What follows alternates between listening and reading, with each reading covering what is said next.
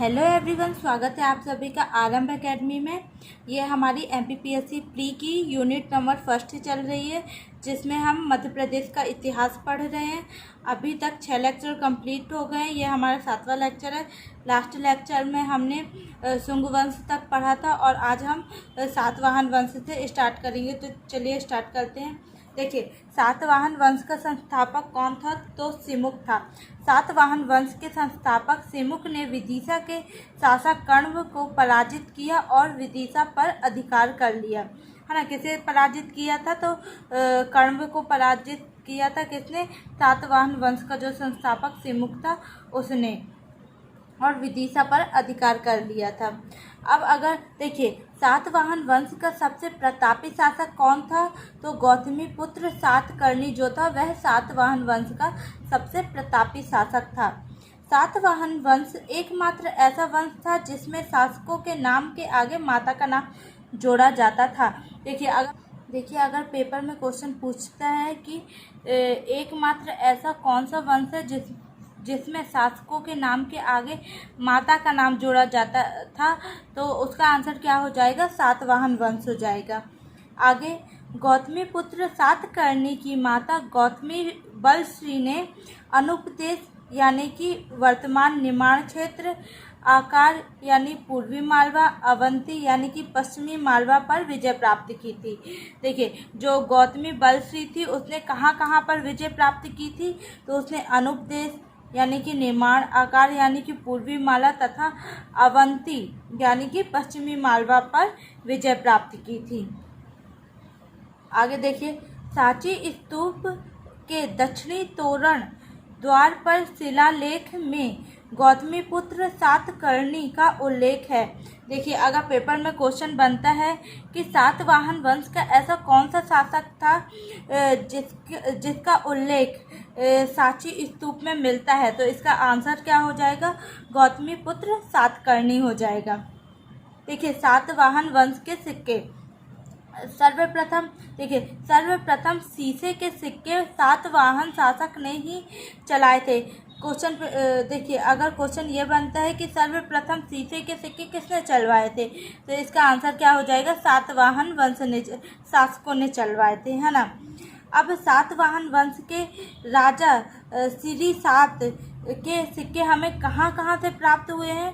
तो इसके सिक्के हमें उज्जैन, देवास, होशंगाबाद और तेवर यानी कि वर्तमान जबलपुर से प्राप्त हुए हैं। और वशिष्ठी पुत्र पुलुमावी के सिक्के हमें भिलसा एवं देवास से प्राप्त, ये भिलासा नहीं है, भिलसा है, वर्तमान विदिशा और देवास से प्राप्त हुए हैं। देखिए, यज्ञश्री सातकर्णी के सिक्के हमें कहाँ कहाँ से प्राप्त हुए हैं? तो पहला तो बेसनगर यानी कि विदिशा, तेवर यानी कि वर्तमान जबलपुर और देवास से प्राप्त हुए हैं।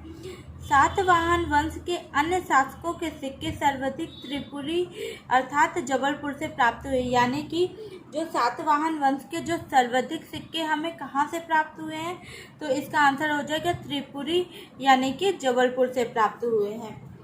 ब्राह्मणों को सर्वप्रथम भूमि दान देने की प्रथा सातवाहन शासकों ने प्रारंभ की थी, यानी कि भूमि दान देने की जो प्रथा थी सर्वप्रथम किस वंश ने प्रारंभ की है? तो इसका आंसर क्या होगा? सातवाहन वंश ने प्रारंभ की है। सातवाहन वंश के शासन काल में खानदेश यानी कि बुरहानपुर में आभीर वंश की स्थापना की गई थी। देखिए, जो आभीर वंश थी उसकी स्थापना खानदेश में नहीं की गई थी, जो अपना मध्य प्रदेश का जो दक्षिणी क्षेत्र है वहाँ की गई थी। इन्होंने खानदेश यानी कि वर्तमान बुरहानपुर क्षेत्र में क्या किया था?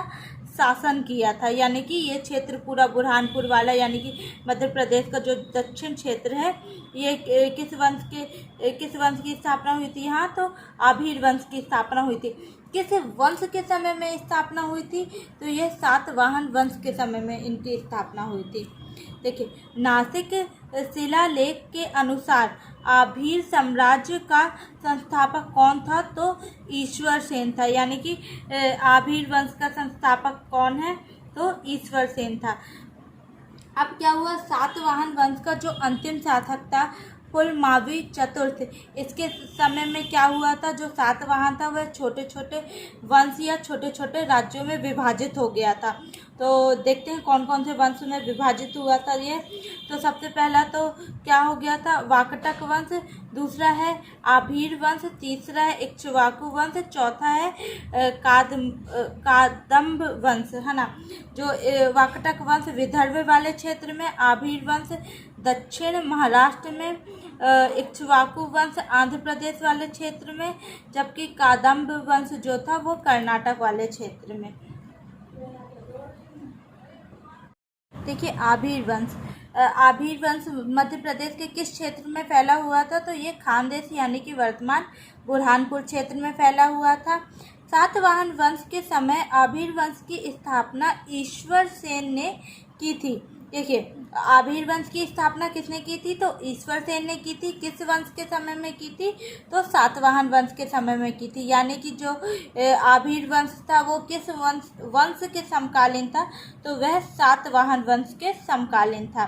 इसकी जानकारी हमें कहाँ से प्राप्त होती है, तो नासिक अभिलेख से इस बात की हमें जानकारी या प्रमाण प्राप्त होता है।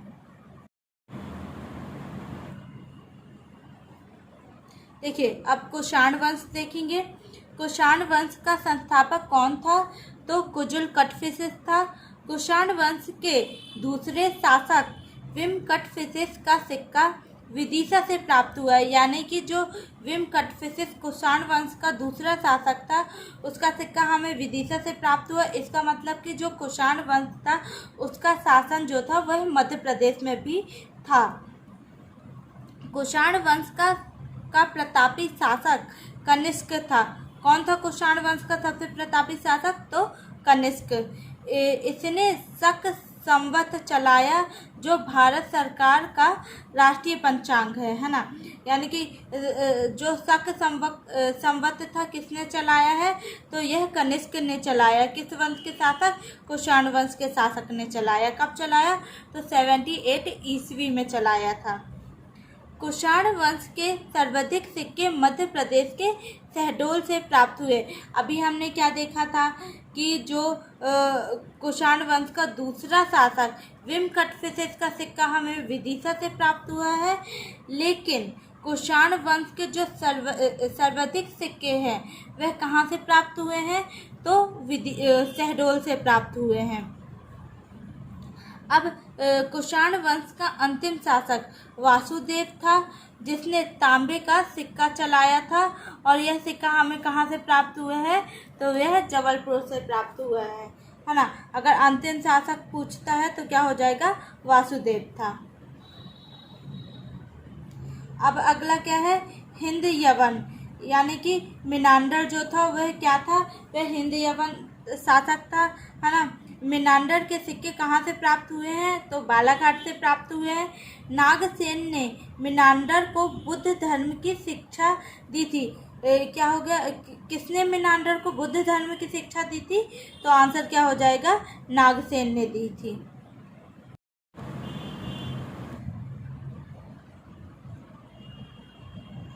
देखिए मध्य प्रदेश में शक वंश है ना, तो इसके जो महाराजा होते थे उन्हें महाक्षत्रप, और इनके अधीन जो राजा या शासक होते थे उसे क्षत्रप कहा जाता था। अब जो शक वंश थे उसकी 5 शाखाएं थीं। कहाँ निवास करती थी, तो मध्य एशिया में निवास करती थी। इसकी जो 5 शाखाएं थी, तो 5 शाखाओं में तो जो प्रथम शाखा थी वह अफगानिस्तान वाले क्षेत्र में चली गई, और इसने अफगानिस्तान वाले क्षेत्र में शासन किया। जबकि जो शेष 4 शाखाएं बची वह कहाँ आ गई, तो वह भारत आ गई, है ना। 4 शाखाओं में से यह 2 भागों में विभाजित हो गई। पहली शाखा जो थी वह उत्तरी क्षत्रप और दूसरी पश्चिमी क्षत्रप।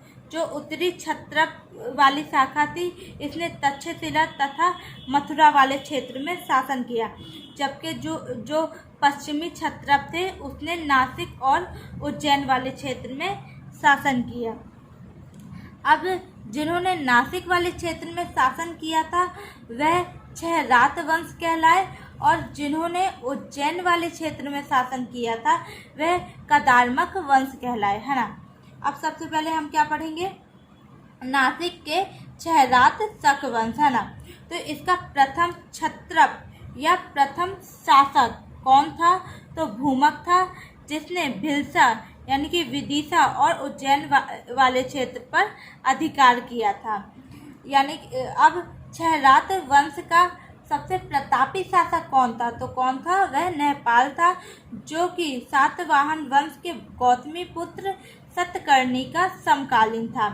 अब क्या हुआ, जो गौतमी पुत्र सतकर्णी और नहपाल के मध्य एक युद्ध हुआ था, जिसमें गौतमी पुत्र सातकर्णी ने नहपाल को हराया था। इसकी जानकारी हमें कहाँ से प्राप्त होती है, तो इसकी जानकारी जो है हमें नासिक अभिलेख से प्राप्त होती है। देखिए, अब उज्जैन में कदारमक वंश या चस्टन वंश, है ना। तो इसकी स्थापना किसने की थी, इसकी स्थापना जो थी वह यथोमिति ने की थी। इसका पुत्र कौन था, तो इसका पुत्र जो था वह चस्टन था। इसने यह कहाँ का शासक था, तो यह उज्जैन का शासक था, यानी कि उज्जैन में शासन किया था, है ना। जो चस्टन था, इसने किसे अपनी राजधानी बनाई थी, तो इसने उज्जैन को अपनी राजधानी बनाई थी। अब कदारमक वंश का जो सबसे प्रतापी शासक था वह कौन था, तो रुद्रदमन प्रथम था। इसकी जानकारी हमें कहाँ से प्राप्त होती है, तो जूनागढ़ के अभिलेख यानी कि गिरनार के जूनागढ़ अभिलेख से प्राप्त होती है। अब जो जूनागढ़ अभिलेख था यह संस्कृत का सबसे बड़ा अभिलेख है। अगर क्वेश्चन बनता है कि संस्कृत भाषा का सबसे बड़ा अभिलेख कौन सा है, तो गिरनार का जूनागढ़ अभिलेख है ना। अब रुद्रदामन ने मध्य प्रदेश में तिथि युक्त चांदी के सिक्के चलाए थे। अगर क्वेश्चन ये बनता है कि मध्य प्रदेश में तिथि युक्त चांदी के सिक्के किसने चलाए थे, तो इसका आंसर क्या हो जाएगा, रुद्रदामन हो जाएगा। आगे, रुद्र सिंह तृतीय को मारकर विक्रमादित्य ने उज्जैन का विलय गुप्त साम्राज्य में कर लिया था। देखिए, अगर क्वेश्चन बनता है कि उज्जैन का विलय गुप्त वंश में किसने किया था, तो किसने किया था, विक्रमादित्य ने किया था। किसे मारकर किया था, तो रुद्र सिंह तृतीय। रुद्र सिंह तृतीय किस वंश का शासक था, तो यह कदारमक वंश का शासक था। देखिए, आज का लेक्चर यही समाप्त करते हैं। अगर आपको ये वीडियो अच्छा लगा हो तो वीडियो को लाइक करिएगा, चैनल को सब्सक्राइब करिएगा।